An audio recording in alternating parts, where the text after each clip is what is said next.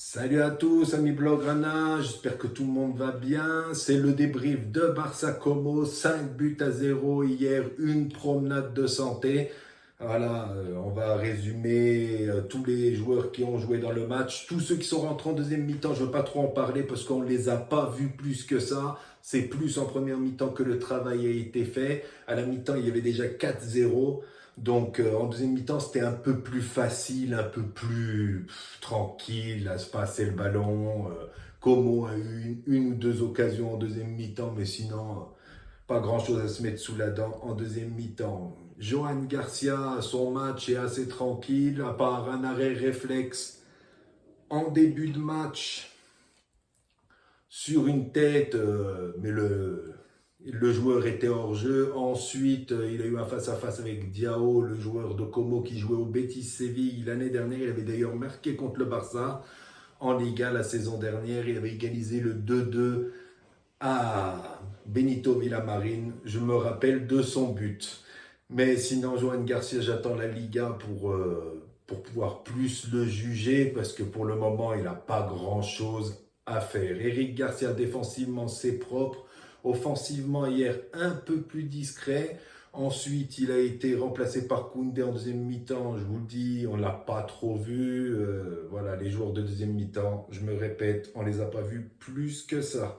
Arauro, d'habitude, je le tacle un peu. Là, match sérieux et costaud, il n'y a rien à dire.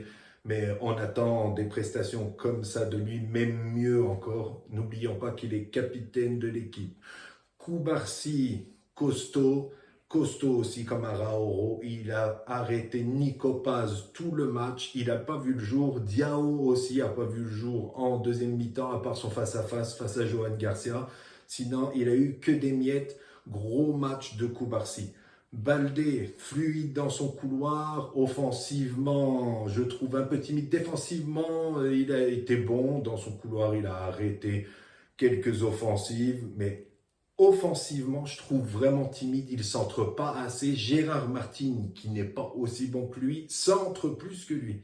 J'attends des centres, j'attends qu'il soit un peu plus dangereux. Il est bon, mais pas assez dangereux à mon goût en ce moment. J'espère que pendant le championnat, en Champions League et tout, il sera beaucoup mieux. On attend mieux de lui en tout cas. Frankie de Jong et Pedri, j'ai pas grand chose à dire sur eux. En double pivot, c'est une merveille ces deux-là. Ils ont fait leur match encore, ils ont cadenassé le milieu de Como. Le foot, quand ils sont à 100% pour eux, c'est une formalité, c'est facile pour eux.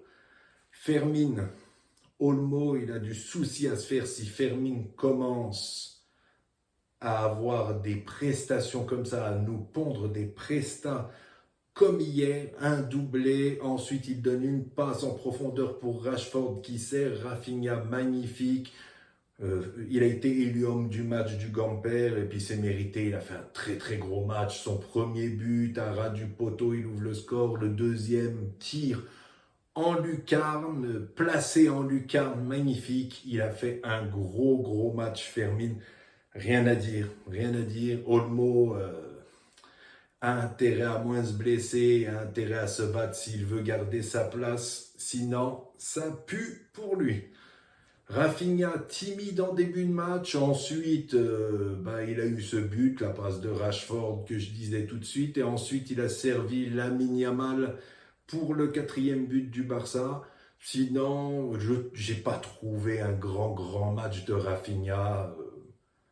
Il a fait son travail sur les deux actions que j'ai parlé avant. Sinon, pas grand-chose à se mettre sous la dent. Rashford, début du match, timide aussi. Ensuite, il a donné une passe décisive à Rafinha. Et ensuite, il loupe un immanquable. Il dribble un défenseur. Il met le gardien à l'ouest. Il est par terre. Il est tout seul face à la cage. Et il tire à côté, dans le but vide. Il tire à ras du poteau. Dommage, on verra sûrement mieux de Rashford dans la saison. Il est remplacé ensuite par Ferran Torres qui loupe aussi un immanquable en deuxième mi-temps. Il donne une passe décisive à Yamal pour le cinquième but. Mais Ferran Torres aussi, il a loupé un immanquable. Il est tout seul face au gardien, il tire à côté. Lamine Yamal, Très très fort, rien à dire comme souvent. Facilité pour les dribbles et il commence à marquer des buts. Mais tout d'abord, avant de commencer à dire du bien de Lamine Yamal, les 20 premières minutes, je trouvais qu'il perdait beaucoup de ballons. Il essayait trop de dribbler, il ne donnait pas le ballon alors qu'il pouvait donner des ballons. Il ne peut pas toujours dribbler.